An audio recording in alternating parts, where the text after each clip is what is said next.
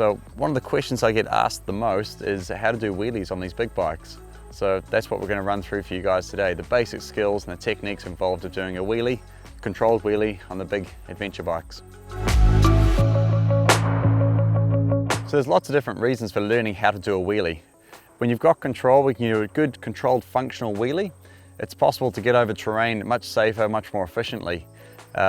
It's a good get out of jail for free car. So if you're going a little bit too quick, you're going to hit an obstacle, sometimes lifting the front wheel will lessen that impact and make it easier to traverse that sort of stuff. And of course, the main reason you're all here, it's really good fun. If you can't do wheelies on an adventure bike, you're really missing out on a lot of the good times.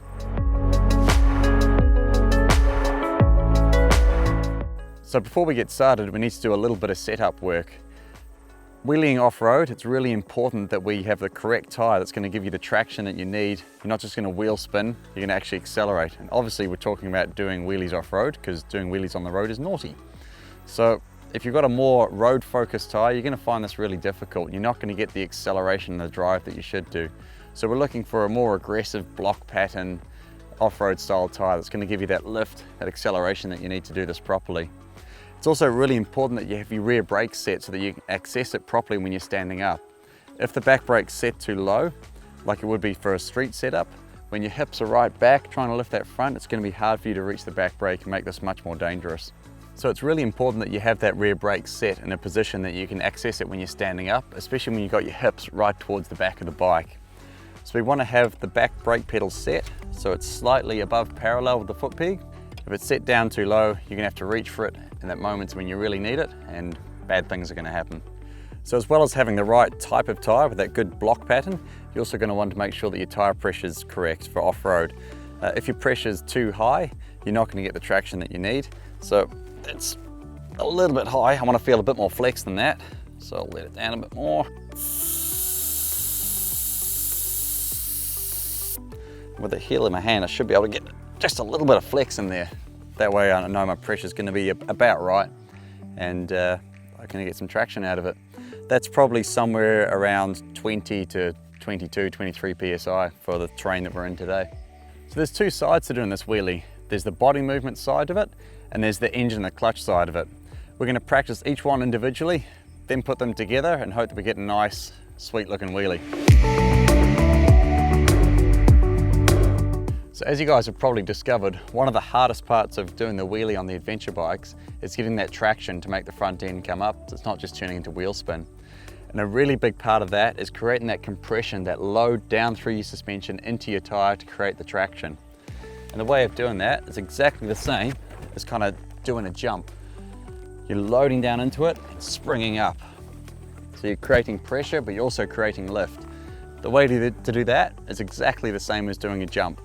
So load up, spring up, compressing down into it, making the bike light.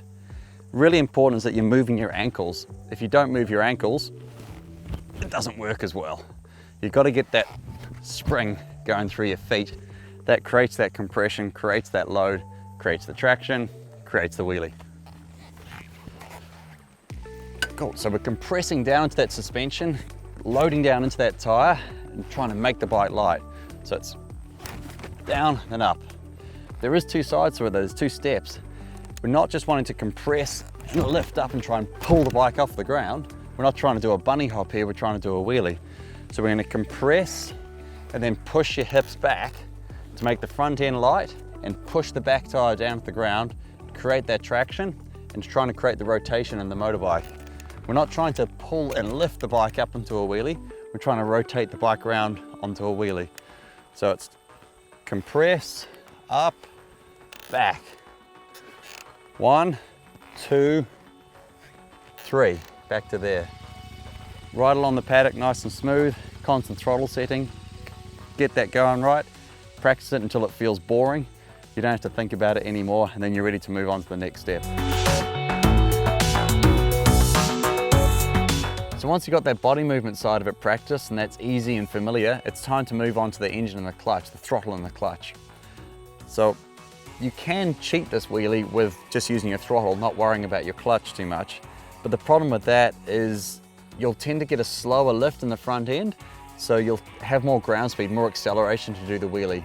When you're on the trail, if you've got to have a heap of acceleration to lift the front wheel up, by the time you get to that log, rock, tree root, ditch, whatever it is, you're going to be going really fast, and that's possibly not a great situation.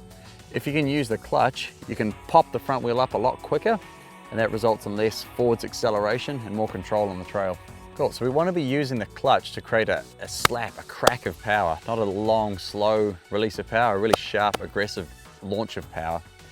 So you're covering the clutch, 1 or 2 fingers, really important, no more than 2. If you're using your whole hand on the clutch, when you pop the clutch, it's like you're letting go of the handlebars, and we don't want to be doing one-handed Travis Pastrana stuff just yet. So I use 1 finger, 2 fingers is okay. Any more than that, you're starting to run out of things to hang onto the handlebars. So you're starting off, you're slipping the clutch, and you're building up a little bit of revs in the engine. Brrr. Then as you feed the clutch in, you're also winding on the power. So it's brrr, brrr, brrr. After a short spike of power, you're feeding the power in with the clutch, and you're taking it away with the clutch. Good way to think about it, this is your generator, your clutch is your distributor. You get the generator up and running, and you feed that power in using the distributor.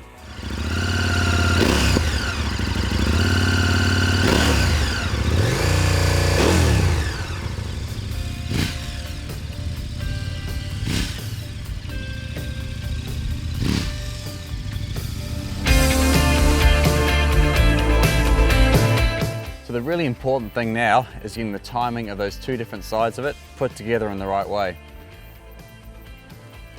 As you're compressing down into your suspension, as you're loading up into your foot pegs, your clutch comes in and you start building up a bit of revs in the engine.